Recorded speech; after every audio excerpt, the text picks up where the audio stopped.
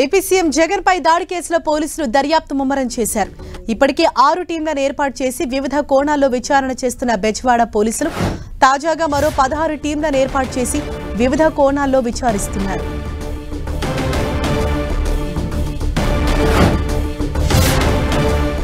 AP CM Jagan పై దాడి కేసులో పోలీసులు దర్యాప్తు ముమ్మరం చేశారు. ఇప్పటికే 6 టీంలను ఏర్పాటు చేసి వివిధ కోణాల్లో విచారణ చేస్తున్న బెజవాడ పోలీసులు తాజాగా మరో 16 టీంలను ఏర్పాటు చేసి వివిధ కోణాల్లో విచారిస్తున్నారు.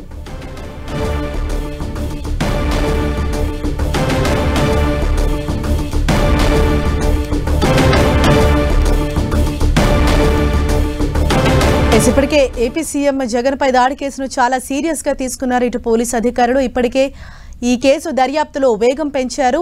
6 టీంలను ఏర్పాటు చేసి ఇప్పటికే విచారణ చేస్తున్న బెజవాడ పోలీసులు తాజాగా మరో 16 టీంలను సైతం ఏర్పాటు చేసి వివిధ కోణాల్లో విచారిస్తున్నారు.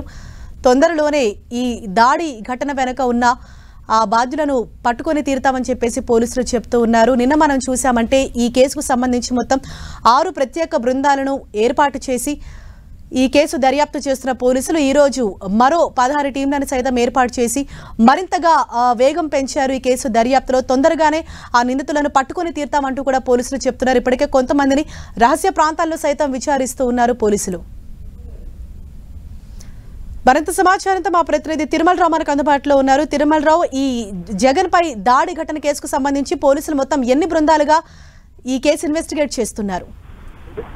హరీష, ఏదైతే ఉందో సీఎం జగన్మోహన్ రెడ్డి మీద దాడి కేసును బెజవాడ పోలీసులు వేగం పెంచారని చెప్పాలి. ఇప్పటికే దీనికి సంబంధించి ప్రత్యేకంగా 6 బృందాలను ఏర్పాటు చేసి కేసు అయితే ఇన్వెస్టిగేషన్ చేస్తున్నారు. ఇప్పుడు తాజాగా మరో 16 బృందాలను ఏర్పాటు చేయడం జరిగింది. ఈ ప్రతి బృందానికి డీసీపీ స్థాయి, అదేవిధంగా ఏడీసీపీ, డిఎస్పీ, అదేవిధంగా దీనికి సంబంధించి సిఎస్ఐ అధికారులతో వివిధ కోణాలకు సంబంధించి సిఎస్ఐ అధికారులతో వివిధ కోణాల్లో దర్యాప్తు అయితే ముమ్మరం చేస్తుందని చెప్పాలి. ప్రతి టీంలోని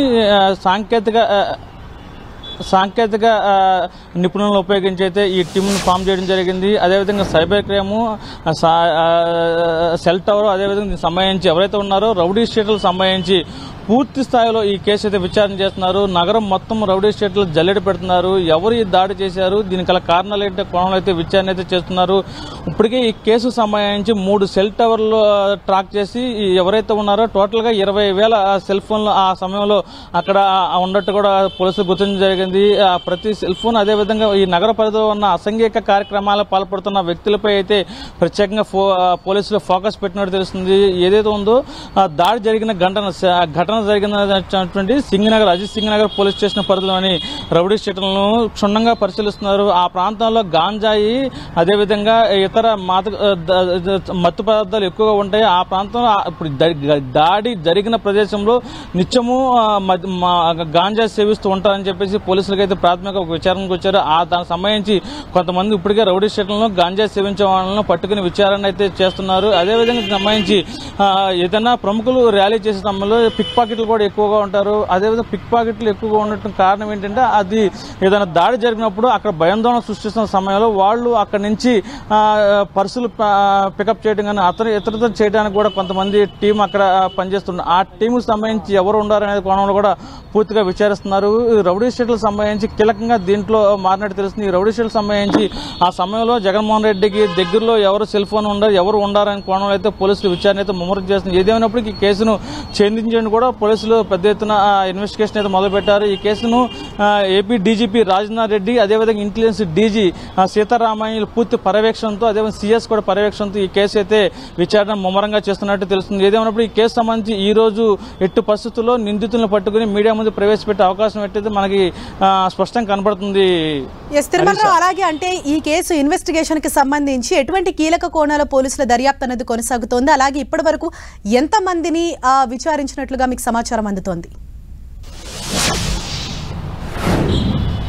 అంటే హరీష, ఈ కేసు సంబంధించి ఇప్పుడు సీసీ ఫుటేజ్ అయితే ఇక్కడ ప్రత్యేకంగా లేదని చెప్పాలి. ఇది ఓన్లీ సెల్ ఫోను, అదేవిధంగా టవర్స్ ట్రాక్ ఆధారంగానే ఈ కేసుని అయితే విచారణ వేగవంతం చేస్తున్నారు. నిన్న దీనికి సంబంధించి సీఎం పరిసర ప్రాంతాల్లో ఉన్న సమయంలో 4 రౌడీ షీట్లుగా అనుమానం అయితే వ్యక్తం చేస్తే ఆ 4 రౌడీ షీట్లను అయితే పోలీసులు అదుపులో తీసుకుని విచారించినట్టు తెలుస్తుంది. వాళ్ళు సీఎం దగ్గరగా ఉన్న ఫోన్ ట్రాక్ అయితే ఒక వ్యక్తికి అయితే గుర్తించారు. ఆ వ్యక్తిని తనదైన శైలిలో పోలీసులు అయితే విచారిస్తున్నారు. అంటే దీంట్లో ప్రధానంగా అసంఘిక కార్యక్రమాలు పాల్పడే వ్యక్తులు ఉండాలని స్పష్టంగా తెలుస్తుంది. వాళ్లే ఈ ఘటన సీఎం మీద రాళ్లు విసిరారని చెప్పేసి తెలుస్తుంది. అయితే ఈ సీఎం మీద రాళ్లు విసిన సమయంలో అతను వెనక ఎవరైనా ఉండారా, ఇంకా ఇతర కారణాలు ఉన్నాయా, ఎవరైనా చేపించారా, దీంట్లో ఎవరైనా ఇన్వాల్వ్మెంట్ ఉందా అనే కోణంలో అయితే విచారిస్తున్నారు. ఎవరు చేపించారు, ఎవరు ఇన్వాల్వ్మెంట్ అనేది పోలీసులు అయితే కొంతవరకు వాళ్ళ సమాచారం వచ్చినట్టు తెలుస్తుంది. దీనికి సంబంధించి కొంత సమాచారం గ్యాదర్ చేయడానికి కొంత గోప్యం అయితే వస్తుంది.